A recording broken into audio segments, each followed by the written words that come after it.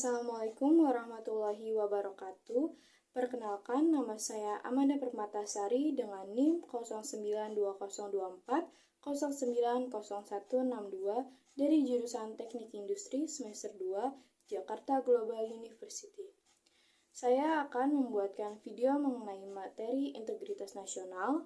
Saya membuat video ini untuk memenuhi tugas ujian akhir semester mata kuliah Pendidikan Pancasila. Selamat menyaksikan. Dalam video ini, kita akan menjelajahi pengertian dan unsur integritas nasional, ancaman dan strategi penjagaannya, peran pemuda, serta refleksi nyata dalam kehidupan sehari-hari. Secara sederhana, integritas nasional adalah kesatuan menyeluruh suatu bangsa dalam aspek politik, ekonomi, sosial, budaya, pertahanan, dan keamanan. Itu mencerminkan semangat bersama untuk menjaga keutuhan dan kedaulatan negara, menjunjung nilai Pancasila, serta menghormati keragaman yang ada. Sejarah dan latar belakang integritas nasional. Integritas nasional bukan muncul tiba-tiba, ia dibangun melalui proses sejarah panjang. Saat perjuangan kemerdekaan, para pendiri bangsa menyatukan berbagai suku dan daerah menjadi satu bangsa Indonesia. Dalam Sumpah Pemuda 1928, Satu Nusa, Satu Bangsa, Satu Bahasa, itulah fondasi awal integritas nasional kita. Setelah merdeka, tantangan besar muncul. Pemberontakan, disintegrasi, hingga konflik politik.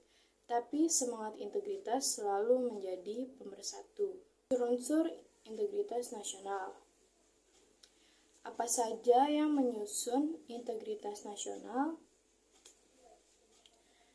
Yang pertama ada identitas nasional. Bahasa Indonesia, lambang Garuda Pancasila, bendera merah putih, dan budaya Nusantara. Yang kedua, persatuan dalam keberagaman, semboyan, Bhinneka Tunggal Ika, jadi fondasi toleransi. Lalu yang ketiga, sistem nilai dan ideologi, Pancasila dan Undang-Undang Dasar 1945 sebagai arah kehidupan berbangsa. Yang keempat, rasa cinta tanah air dan loyalitas, kebanggaan terhadap tanah air dan keinginan membangun bangsa. Lalu yang kelima, ada keadilan dan kesetaraan. Integritas nasional tidak bisa kokoh tanpa keadilan sosial bagi seluruh rakyat Indonesia. Ancaman terhadap integritas nasional. Kalau kita sudah merdeka, banyak ancaman bisa mengoyak persatuan bangsa. Contohnya ada radikalisme dan intoleransi, mengancam kerukunan antarumat beragama. Lalu ada hoaks dan polarisasi sosial, menyebar di media sosial, memecah belah rakyat. Korupsi, menggerus kepercayaan publik pada pemerintah. Disintegrasi daerah, tuntutan pemisahan diri dalam konflik horizontal. Konsumerisme dan globalisasi, mengikis budaya lokal dan rasa kebangsaan. Strategi menjaga integritas nasional. Apa yang bisa kita lakukan? Yang pertama ada pendidikan karakter dan wawasan kebangsaan. Tanamkan nilai-nilai Pancasila sejak usia dini. Yang kedua ada penguatan hukum dan keadilan sosial. Negara harus hadir dan adil bagi semua lapisan masyarakat. Lalu yang ketiga ada media yang sehat dan edukatif.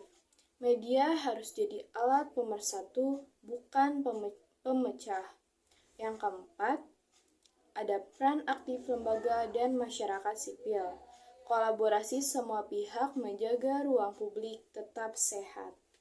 Peran pemuda sebagai garda terdepan. Sejarah membuktikan pemuda selalu jadi pelopor perubahan. Di masa kini, pemuda bisa menjaga integritas nasional dengan cara aktif di komunitas, organisasi, dan kegiatan sosial, menyebarkan konten positif di media sosial, menjaga persatuan di tengah perbedaan, melestarikan budaya lokal dan bahasa daerah. Pemuda bukan sekedar masa depan bangsa, tapi juga penentu arah bangsa hari ini. Integritas nasional di era globalisasi. Globalisasi membawa manfaat informasi mudah diakses. Teknologi berkembang cepat, tapi juga membawa tantangan. Budaya asing yang menggerus jati diri, individualisme meningkat, informasi palsu menyebar luas. Solusinya, globalisasi boleh masuk, tapi jangan sampai identitas bangsa menghilang. Bangsa maju adalah bangsa yang terbuka, namun tetap berakar pada nilai-nilai luhur bangsanya. Contoh integritas nasional dalam kehidupan sehari-hari. Integritas nasional bisa kita jaga lewat hal-hal sederhana, tidak menyebarkan hoaks, menjunjung kejujuran di sekolah dan tempat kerja, membeli produk lokal untuk dukung ekonomi bangsa, ikut upacara bendera, menjaga kebersihan lingkungan, hormat kepada sesama. Jadi tidak perlu jadi pejabat dulu untuk menjaga negara, cukup mulai dari diri sendiri. Integritas nasional adalah fondasi utama negara, bukan sekadar kata-kata, melainkan tindakan nyata yang terus dijaga dan diperjuangkan. Mari terus belajar menghargai perbedaan, melawan ketidakadilan, dan menjadi warga negara yang aktif serta bertanggung jawab. Ingat, Indonesia bukan milik satu golongan saja. Indonesia adalah milik kita semua. Salam persatuan, salam Indonesia maju.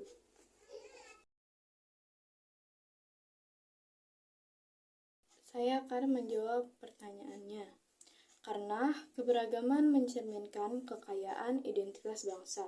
Jika dikelola dengan baik, melalui toleransi dan kerjasama, keberagaman justru memperkuat rasa saling menghargai dan mempererat persatuan.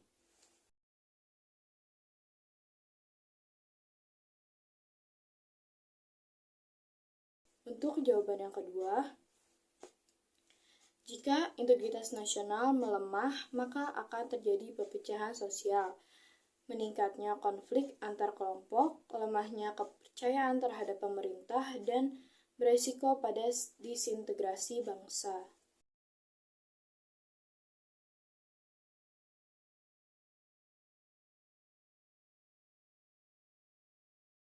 Untuk jawaban yang ketiga, media sosial dapat memperkuat integritas nasional jika digunakan untuk menyebarkan informasi positif, membangun solidaritas, dan memperkuat nilai-nilai kebangsaan. Namun jika digunakan untuk menyebar hoaks, ujaran kebencian, atau provokasi, media sosial justru bisa melemahkannya.